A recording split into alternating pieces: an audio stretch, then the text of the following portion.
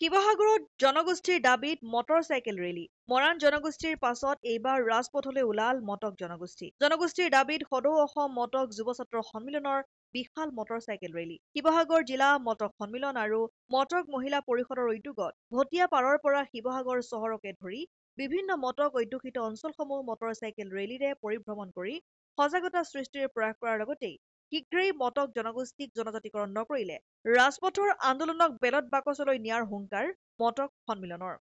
সদৌ অসম মটক যুৱ ছাত্ৰ সন্মিলনৰ জন্মলগ্ন দাবী মটক জনগোষ্ঠীক এছটি প্ৰদান কৰিব লাগে। কিন্তু বৰ্তমান চৰকাৰখনে অকল ৰাজনীতি কৰি আহিছে আৰু আমি জনজাতি দাবীত আজি মটক ৰাইজ ৰাজপথলৈ ওলাই আহিছে।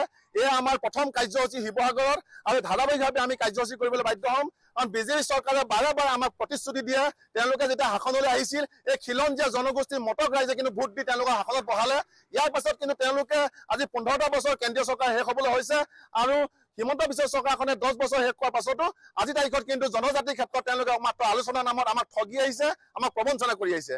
গতিকে মটক ৰাইজে আজি শিৱসাগৰ জিলা ৰাজপথলৈ ওলাই আহিছে আৰু মটক ৰাইজ জাগিছে যে জনজাতি নিদিয়া পৰ্যন্ত কিন্তু আমি ক্ষান্ত নহওঁ, আমাৰ আন্দোলন অব্যাহত থাকিব। আৰু এই যদি জনজাতিকৰণ 2026 আগত নিৰ্বাচনৰ আগত তেওঁলোকে প্ৰদান নকৰে তেতিয়াহ'লে জনজাতিৰ দাবীত আমি কিন্তু 2026 চনৰ ভোট বৰ্জন কৰিবলৈ আমি বাধ্য হ'ম। কাৰণ মটক ৰাইজে ভূমিপুত্ৰ আমাৰ সাংবিধানিক যিটো অধিকাৰ তেওঁলোকে আমাক দিয়া নাই।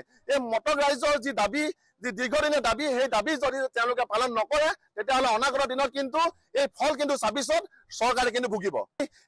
এই যিটো অনুষ্ঠান গোটেই শিৱসাগৰ নগৰৰ মটক অধ্যুষিত অঞ্চলত আমি কৰিবলৈ লৈছোঁ। কাৰণ মটক ৰাইজত আমি জাগৃত কৰিব বিচাৰিছোঁ। মটক ৰাইজে ইয়াৰ পৰা এই কাৰ্যসূচীৰ পৰা কিন্তু অনাগত দিনত ৰাজপথৰ নহয় এই আন্দোলন কিন্তু আমি বেলট বাকচলৈ আমি লৈ যাম। গতিকে আমি আজি গোটেই মটক অধ্যুষিত অঞ্চলত এই কাৰ্যসূচী কৰিবলৈ আগবাঢ়িছোঁ। সন্মিলনৰ শিৱসাগৰৰ পৰা সৈয়দ মুস্তাকুৰ ৰহমানৰ ৰিপৰ্ট, অসম আদিত্য।